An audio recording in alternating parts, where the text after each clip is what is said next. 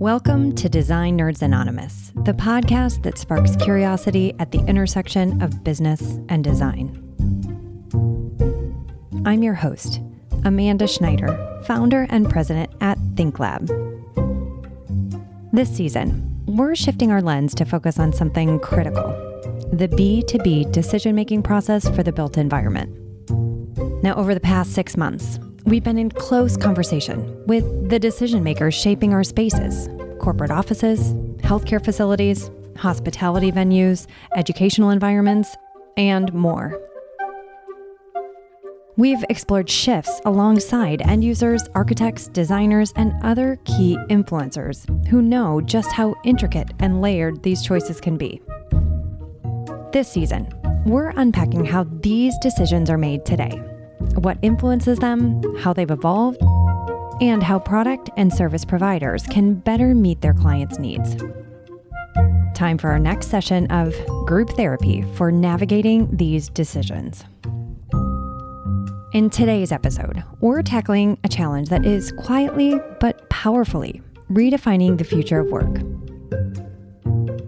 Outdated workplace metrics.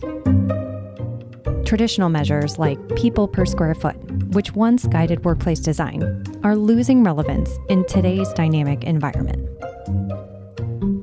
As we shift from rigid input-based metrics to more nuanced, output-focused ones like productivity, it's clear we need a radical rethink of how we define and measure success.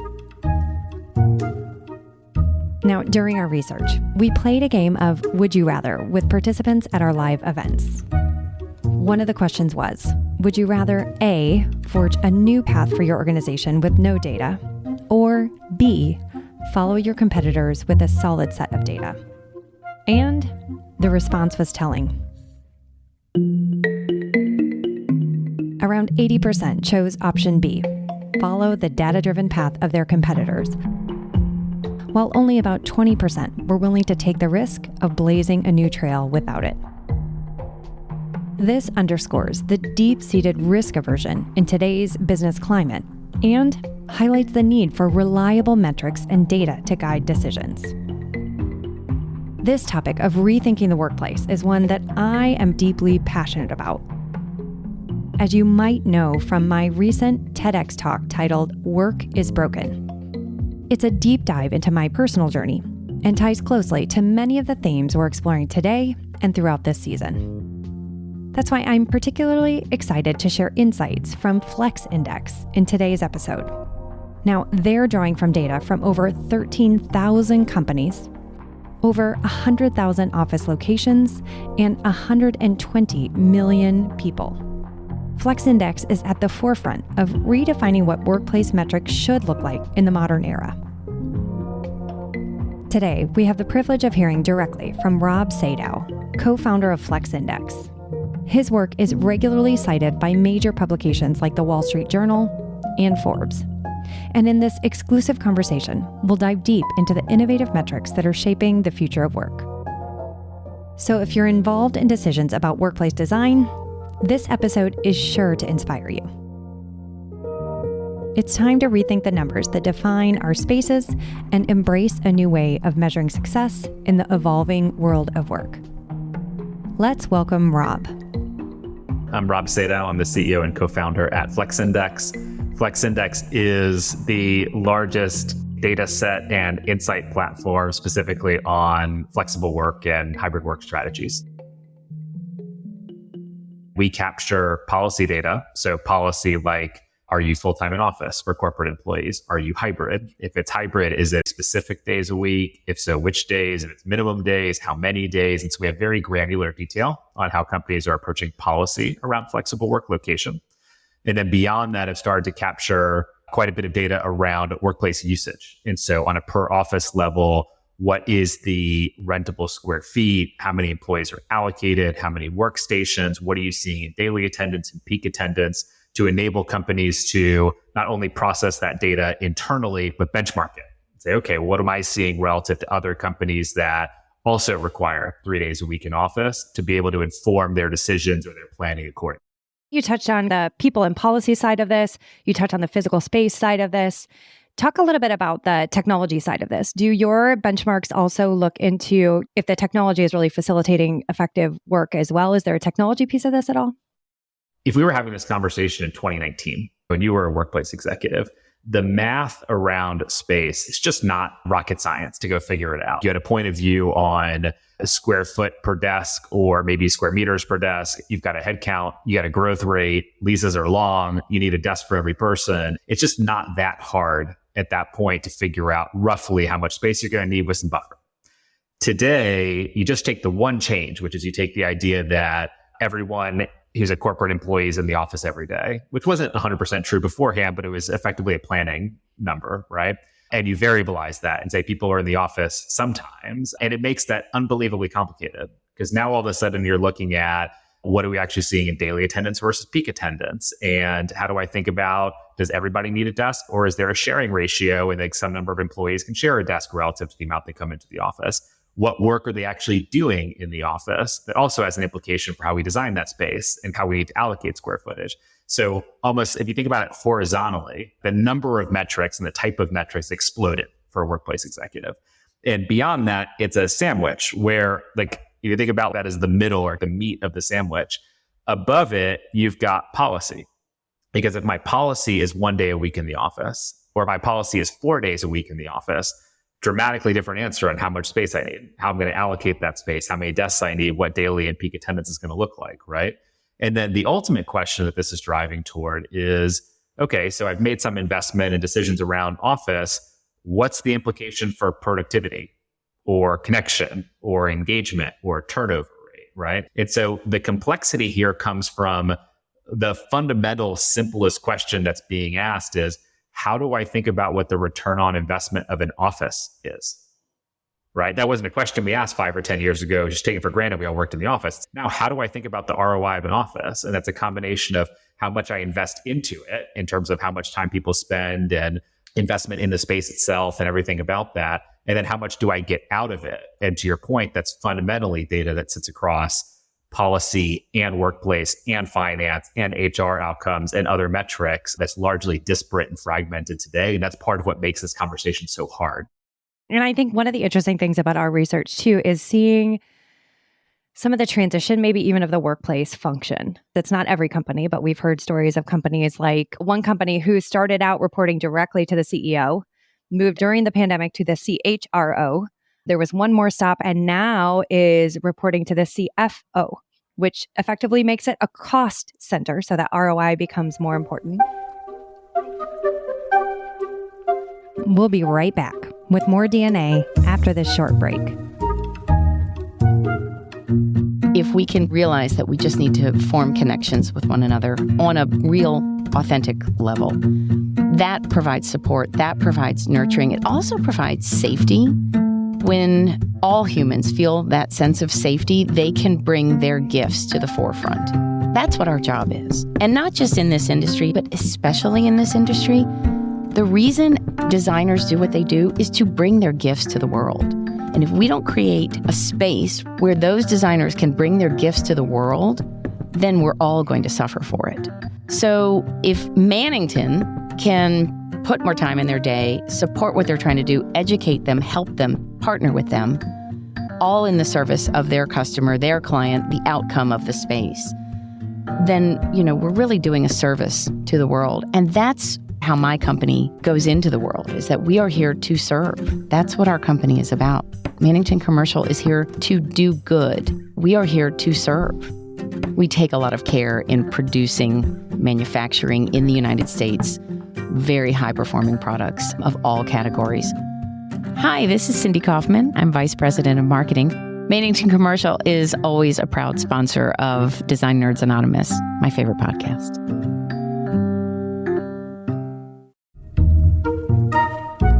All right, and now back to our show. We're also hearing in our research that the average number of decision makers has effectively doubled on the typical building environment committee. So there's more people involved. Sometimes these executives do not necessarily have a background in commercial real estate or workplace or any kind of construction decisions. And when you put it under that cost umbrella, this is why I think people are just hungry for more data. Tell us a little bit more about what your clients are typically coming to you for and how your data helps them sell up or manage this complexity that's happening around these decisions today. Our clients typically are large enterprises. The companies that have participated in some of the benchmark work we've done are companies like TD Bank and Southwest and other companies that are Fortune 500, Fortune 1000 companies, that style of company. And typically they're running into a couple of different problems they're trying to think through. One is they generally know they have too much space. And the question is, okay, I know I've got too much space. What is the right answer on space? And that's actually a pretty hard question to answer just with internal data.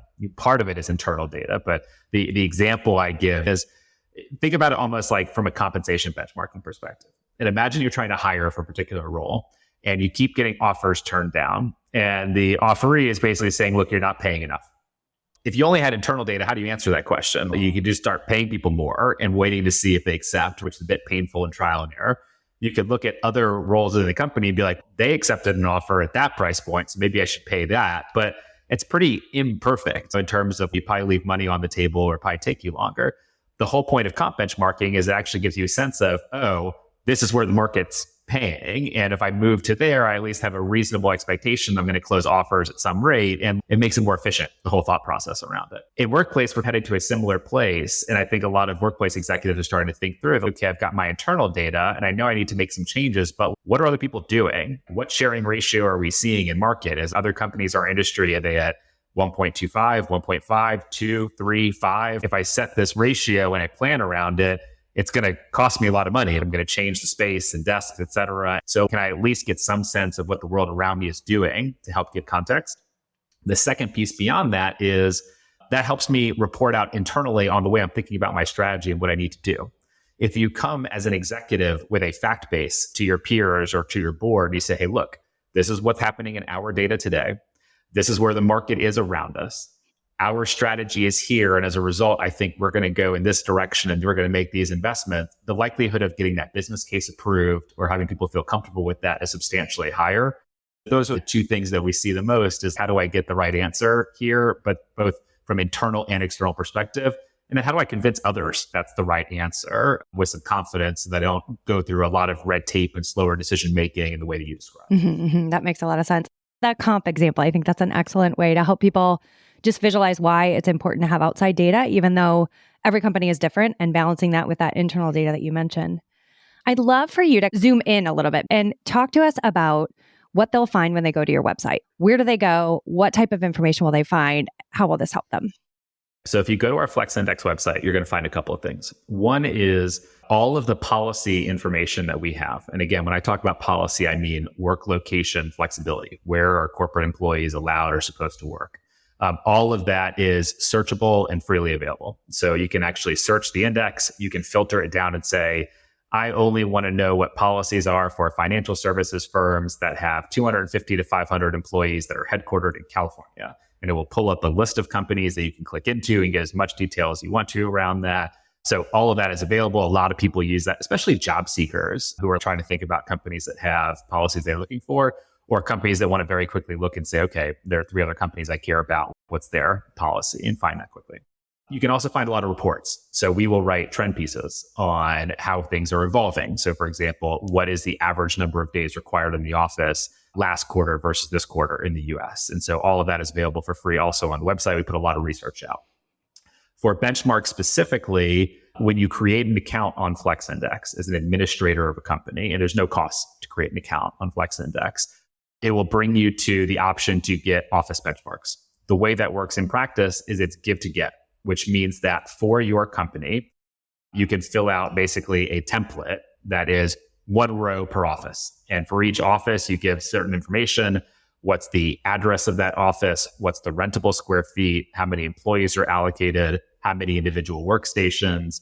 What do you see in daily attendance over the past 30 days, peak attendance? And you provide those raw inputs on a per office basis. So companies do that for offices around the world.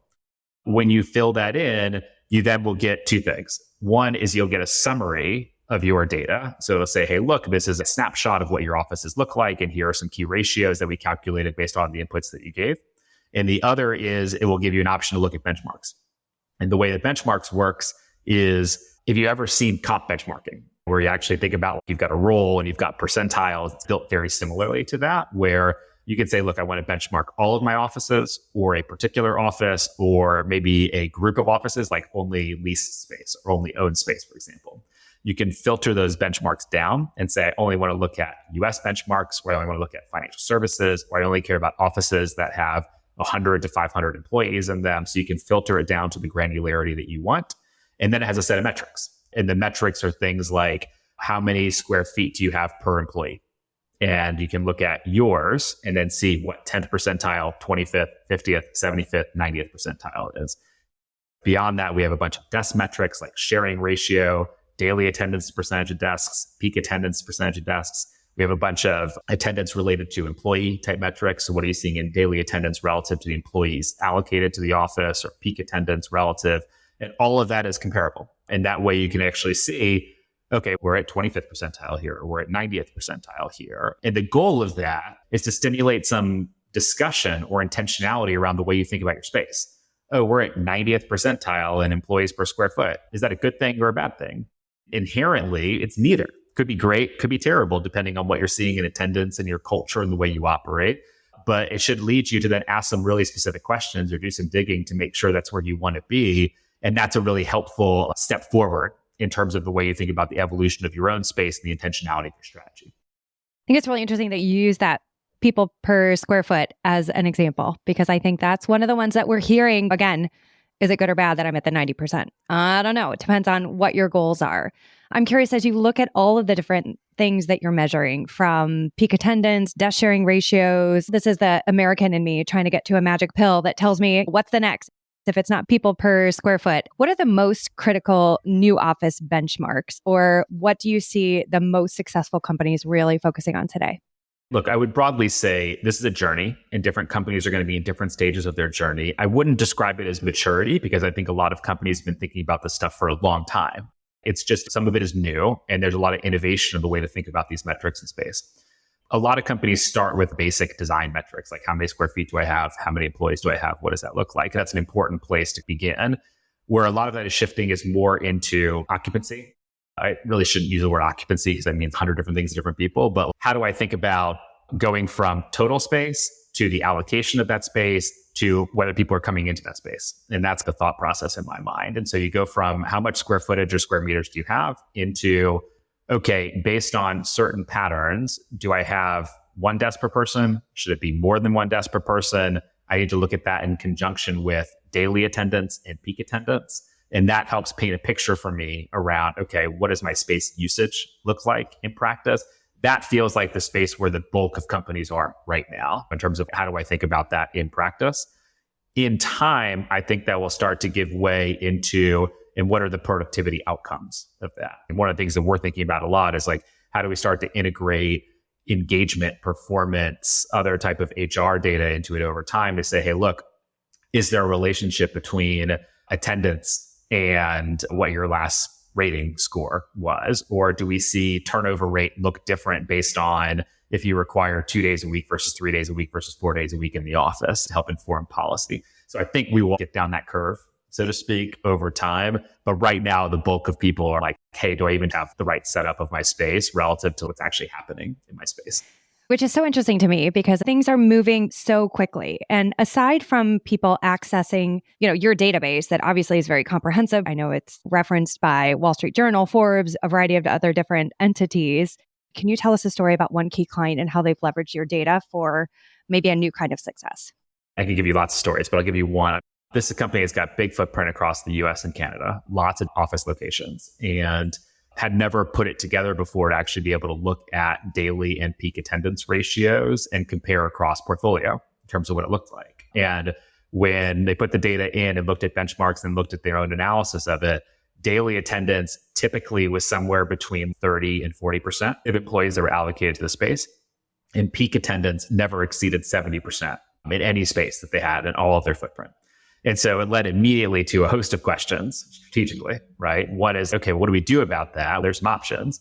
One is, do we have too much space? Are we heavy by 10 or 20 or 30%, which immediately kicks off well, what's our growth plan look like? How much more space do we actually need in practice? Which is really useful because it leads to immediate cost savings as leases come up in terms of thinking about that. The other was, if we're at 70% at max in peak attendance and we're 30-40% on daily attendance, then we got a lot of space that's not used in an optimal way right now. And so immediately leading to discussions around, hey, let's rip out some desks and that's to put in some different collaborative space. And maybe that's actually going to drive higher attendance. So it led to not only a point of view on cost savings, but also a point of view on what are the experiments that we need to go run. And how do we think about those spaces differently? And when you've got a big footprint like that, one of the fun things you can do is pick an office or two and start to experiment with it. And so those are the type of conversations that we're having all the time and trying to help stimulate that thinking. It's an overwhelming topic. And a lot of real estate executives are like, where do I start? And the answer is, if I can point you to an insight or to one thing that doesn't look maybe quite right, and that allows you to come up with some specific ideas, that's a great way to start. Get more intentional around your space and find some opportunity. And I think we're hearing a lot about this experimentation. I'm curious, in that story you just told, are we still in the process of that? Have they been able to put those experiments in place and make some decisions after that? Is there any resolution yet to that story, or is it still in its infancy? It's still in process, and I think it will be for a while, honestly, because I don't think a lot of these experiments are binary. It's not like either it's a success or a failure as a result. I think you iterate based on it. One of my favorite conversations I had recently was with Lauren DeYoung at Allstate, who is responsible for a lot of their future of work, ways of working type stuff.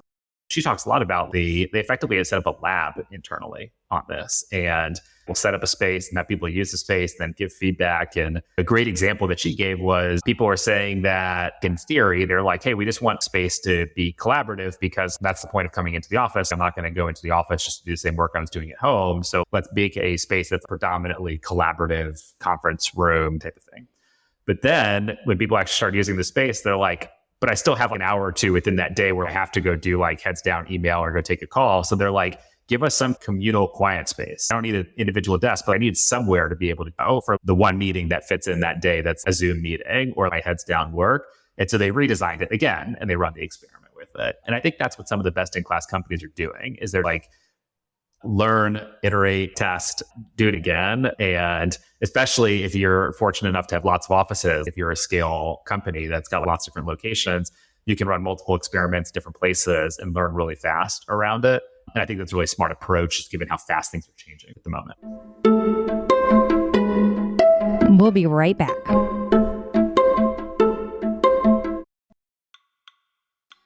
Hi, design nerds. I wanted to take a moment and thank you for listening to DNA. If you're like me and love listening to thought-provoking podcasts about design and architecture, I've got a recommendation. Architecture 5-10-20. Hosted by Guy Geyer, managing partner at FX Collaborative. This podcast looks into the future of the built environment, 5, 10, and even 20 years down the line. Each episode dives into topics like the future of housing, diversity and inclusion in architecture, and how design impacts communities in cities like New York. Guy joined me on Design Nerds Anonymous for a fantastic conversation. And if you enjoyed that episode, you won't want to miss the insights he's sharing on Architecture 5-10-20. Check it out on surroundpodcast.com or wherever you listen to your podcasts. Let's dive back into the episode. As you look at all of the companies you have access to, all of these stories, all the data that you're looking at, what has been your most interesting aha or your most interesting discovery in the last, let's say, 6 months? Ooh, that is such a good question. I think that probably the most interesting thing is this question of how do I think about the return on investment of an office is such a big question, and it's so unusual.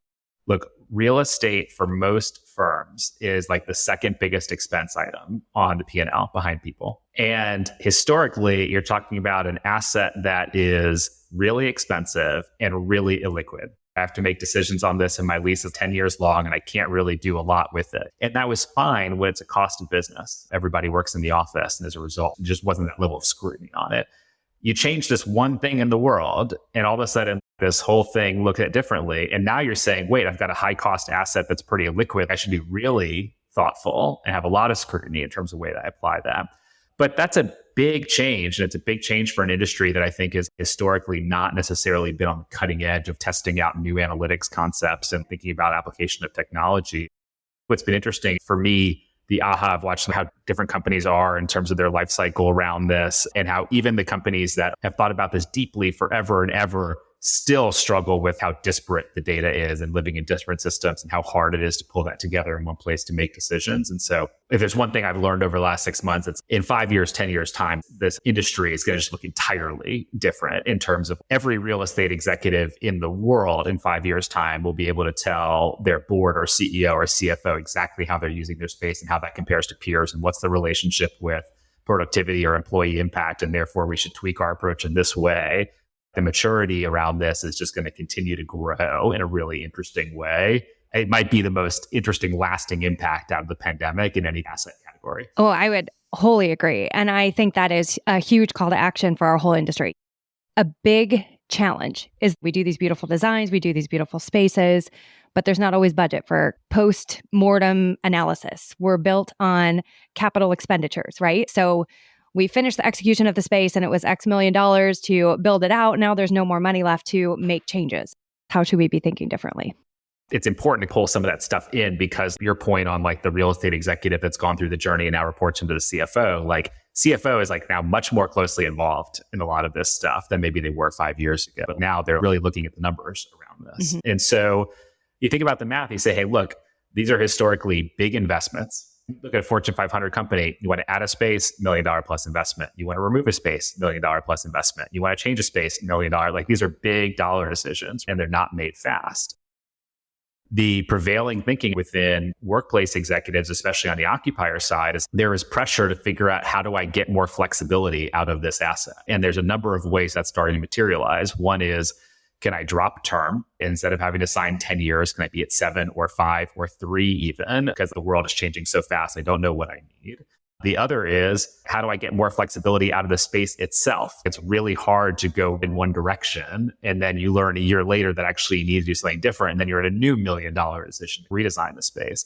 And so I think if folks who are supporting commercial real estate industry can keep that in mind, which is everyone knows a lot is changing. And so people are hesitant to think about signing up for huge investments in a space that maybe they're not going to be in as long as they were before, or are going to maybe want to tweak again. How do you find the right balance between investing in space, but doing it in a way that has some flexibility to it as you learn or pull data in? That's going to be some of the holy grail. It's not easy, to be clear, but I think that's like where we're at. And I think it's going to push us to really rethink some of the way things have always been done. I look at even service firms, let's say an architecture or design firm. Maybe instead of one project and done and you're moving on to the next, if they are your partner through and through for the next X number of years in a subscription-like model, that might change the way they think. It might change the way our product manufacturers think. If you think about furniture, if it's got to transform so that you can maximize that space and move it around a little bit more in a way that you don't have to call facilities in and spend X amount of dollars just to reconfigure those walls. I think there's going to be real implications as I state some of those examples. Any thoughts about how our industry should be thinking differently? I think that's exactly right, to be honest, which is what are ways to both prove concept on things faster and more cheaply in order to then say, okay, it's worth going and pushing the full investment against that as a way of proof versus saying, hey, look, I already know in a pretty staid way what this is going to look like, so I can build out and be comfortable with the next 10 years of what this is going to look like. And I think experimentation, again, is a huge part of it. Can you pick a location to try something in that's relatively inexpensive to prove out a point, and then use that as a test case to then replicate across lots of other locations so you feel like you've got some validated learning in the approach? It's going to be much easier to digest that, I think, from a budget perspective over time. It will speed up decision making versus, hey, we've got a point of view and now we're going to go make all of these big changes. It's a hard thing in a world that's changing so.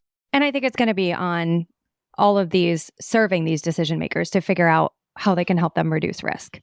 Because between inflation, all the change that's happened, all the metrics in the world, still there's an element of risk as they're getting out there to do these experiments. Yeah. And frankly, this is why we're trying to bring some of the data we are through office benchmarks, is if I can at least help give you some guardrails in terms of, hey, what's happening in your industry, or here's what you're seeing in other places. Maybe if that becomes a rough sense of design parameters, or you're very intentional in saying, hey, I'm going outside of benchmark because we believe strongly in this thing, the likelihood of being way wrong comes down a little bit, at least relative to peer set. It's going to speed up your decision making internally, and that has benefits too. Whether you're a corporate real estate executive on the occupier side that's using this to inform internally, or you're supporting that industry and you can actually bring data forward to be able to say, hey, look, this is what we're seeing broadly. And as a result, this might be a good approach to the space or a way to do it. I think that stuff's going to be very helpful. So maybe that's your new tagline. Your likelihood of being way wrong reduces with FlexIndex. Yeah, very eloquent the way I put that. Good. So I know our listeners are going to want to discover how they can stay in touch with you. How do they get more information if they want to dive in and figure out how your data can benefit them? Yep. So a few different things. One, our FlexIndex website has all of our benchmark data in terms of how to access and sign up and subscribe, et cetera. And so check that out on our website. You search for office benchmarks for FlexIndex, you'll find it. The second is if you want to reach out to me directly, I'm happy to chat about it. And so you can email me at rob@flexindex.com. And that information, anything that I talked about or you want to hear more about, I'm happy to share. The third is I write quite a bit on this topic on LinkedIn. And so if you follow me on LinkedIn, I got lots of good content around this stuff. And then fourth, we put out lots of reports and data, and a lot of that stuff we make available for free. And so you can find it on our site. We have a weekly newsletter that we do through Substack for FlexIndex that has a bunch of stuff in it too. So there are lots of ways to immerse yourself. I'm happy to have a conversation. It would certainly encourage everybody to check out benchmarks and see if it can't be helpful to you. And I know you said give to get, knowing that our audience is not only these corporate end user decision makers, but also maybe some architects and designers that might be working on a project of a specific industry, a specific region, a specific size. Do they have access to this as well? Yes, because anybody can pull the policy data for free. For the office benchmarks, you can't pull benchmarks unless you share specifically for your company. So there's two ways to get at that if you're supporting. One is share it for your firm. Even if you're an architecture firm, share that, and that'll give you access to benchmarks that you can use in other ways. The other is we've done lots of partnerships to help architects or others bring their client on, and we can do discounts for that, especially if you're bringing in lots of clients. And so help us help bring them the data, and then you can work with them on it has been a really good strategy that I think a lot of people have gotten some benefit out of too. And then my last question is one that we're asking every one of our podcast interviewees, which is looking ahead. What is one word to describe what most excites you about the future? Intentionality. I think that's the one that I'm most excited about. I love when industries evolve in a way, say, hey, look, we used to do something a certain way because it just was done that way and it was easy. And all of a sudden you're like, okay, now I get to apply fresh thinking and approach and data. And I think that leads to like really cool outcomes. And there's some pain in that process for sure. But I think space and space investment and design is going to become much, much more intentional over the coming years. And I'm excited to see some of that stuff come through. I know that I said that was the last question, but given that intentionality, given your platform, everything you've done today, what most excites you about your business? And where do you hope to take this to continue to evolve with these mindsets? Look, my hope and my goal is that we can support every real estate executive in the world in thinking through how to approach their space. And the way that I think about it in a comparison sense is 50 years ago, if you were trying to figure out how to compensate your people, you just pay them based on whatever you negotiate. And you have no idea what the company down the street is paying or what other companies in your industry are doing. And now I would challenge you to go find a HR executive at any meaningful scale company that is not using comp benchmarking to inform the way they think about their compensation strategy. I think we're headed to a similar place with Workplace in terms of a combination of rich internal analysis and understanding the market. And I love the idea of being able to support that. And if that helps people feel more confident in their decisions, make better decisions, get more out of their space, and deliver amazing experiences and productivity, I get a lot of energy out of that. So that's all of our focus going into the future. Today's episode tackled the evolving metrics redefining workplace design and strategy. We explored why traditional metrics like people per square foot are increasingly irrelevant in the dynamic landscape of hybrid work, and how new benchmarks are setting the stage for a more intentional and data-driven approach to space management. As we heard from Rob Sadow, the CEO and co-founder of FlexIndex, embracing new metrics is not just about space optimization. It's about understanding how these choices impact productivity, engagement, and overall business success. I hope this discussion inspires you to think differently about the numbers that matter most for your organization, and encourage you to start experimenting with modern, relevant benchmarks. If you're looking to dive deeper, of course, we'd invite you to visit FlexIndex's website for more on their groundbreaking work and how their data insights could benefit your next project. You can also stay connected with Rob on LinkedIn, where he frequently shares thought-provoking content about the future of work. But we'd love to hear from you here at ThinkLab as well. Which workplace metric do you think needs to be redefined?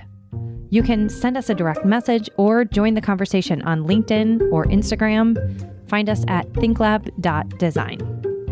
For more on this topic, make sure to subscribe to Design Nerds Anonymous, wherever you get your podcasts. You can find past episodes, show notes, and additional resources at thinklab.design/podcasts. And as always, your feedback means the world to us.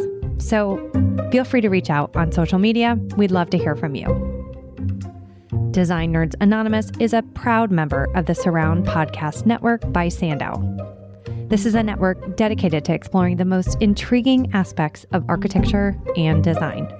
Check out more of our partner shows at surroundpodcasts.com. This episode was produced by the talented Hannah Vitti with support from our production team, including Rachel Senator and Rob Schulte.